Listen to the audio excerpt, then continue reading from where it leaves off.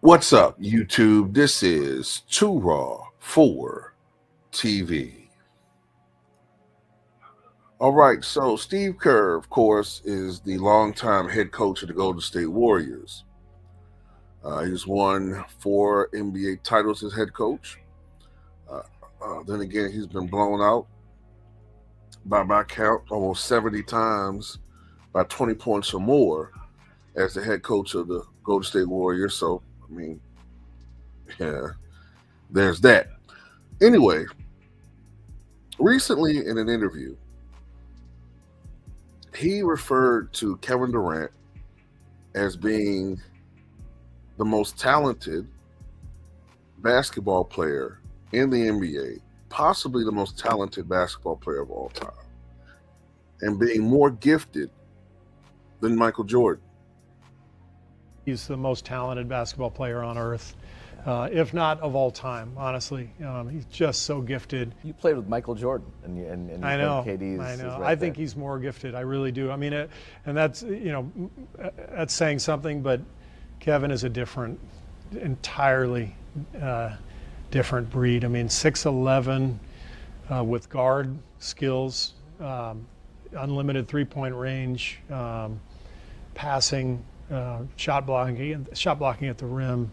It's just stunning. And watching him this year was really, really gratifying to see. You think about what he did for this organization, not only helping us win titles, but to come back and try to play through injury and then suffer the devastating Achilles injury.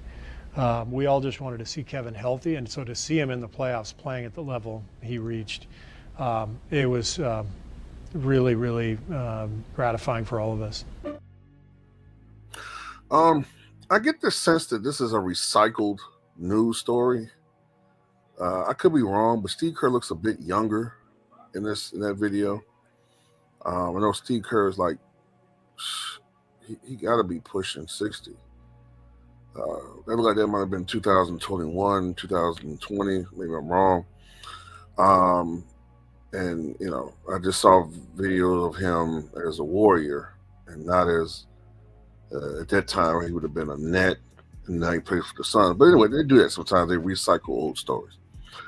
Anywho, about him saying that Kevin Durant is more gifted than Michael Jordan, I know what they probably mean. They mean physically he's 6'11".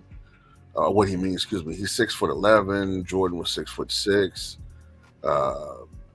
Kevin Durant has the great shooting ability from outside.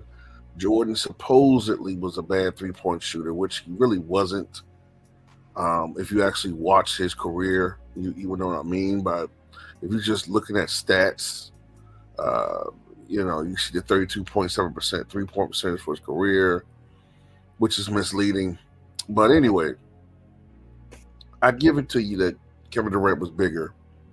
I give it to you that Kevin Durant was a better shooter, better free throw shooter. Jordan was good, but Kevin Durant's even better. Jordan was a good three-point shooter, specifically after age 28 or so, 27, 28, and beyond. Kevin Durant has always been a good three-point shooter. He's just, if anything, he's gotten better. He's a great mid-range shooter. He's just a great shooter overall.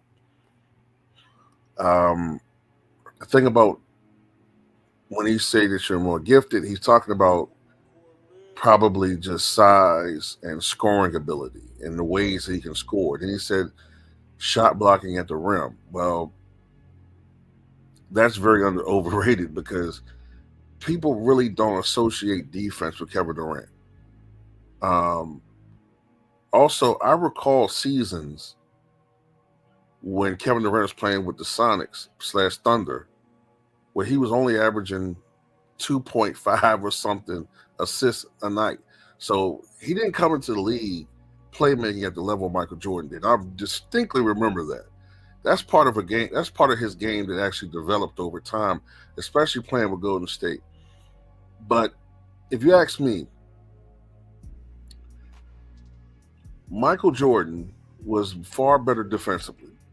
Okay, Michael Jordan may not have had the shooting ability that Kevin Durant had, but he was a better post player. He was quicker. He was faster. He was actually stronger, in my opinion, than Kevin Durant. Uh, he, to me, had an even better mid-range jumper. He had the fadeaway jumper, which is one of the most unstoppable shots in the history of the NBA. You know what I'm saying? He was better at finishing at the rim. He finished more impactfully at the rim. He was a better clutch performer, far better clutch performer, a far better playoff performer, a far better primetime performer.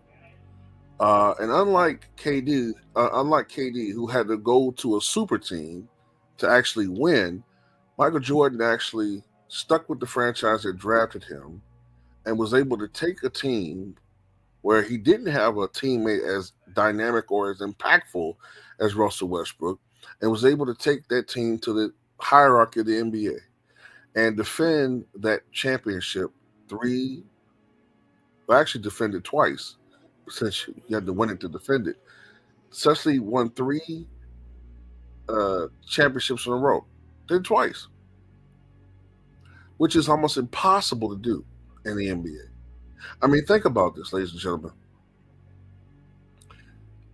Only what 5 or 6 superstars have three-peated? George Mikan's Lakers, Kobe and Shaq's Lakers. That's 3 superstars. Jordan and Pippen. Now, I wouldn't say Pippen's a superstar, but they did it 2 different times. And Bill Russell and those guys, right? It's extremely difficult to repeat in the NBA, let alone win 3 titles in a row. And Pippen and Jordan did it twice. They did it twice. Kevin Durant has failed to even take his subsequent super teams to the conference finals, let alone NBA finals, let alone a championship. He's been a failure.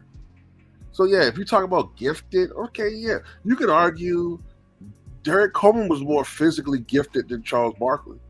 That doesn't mean shit. Kevin Durant is a guy that has supreme talent, but the mentality of a role player. I mean, look what they're doing now in Phoenix. He needs more help, right? The supposed most gifted player of all time needs more help in Phoenix. I mean, just get these guys out of here, man. And don't get me wrong, Kevin Durant is an all-time great, but they try to inflate these dudes too much, in my opinion. You know what I'm saying? Just too much. It's just ridiculous.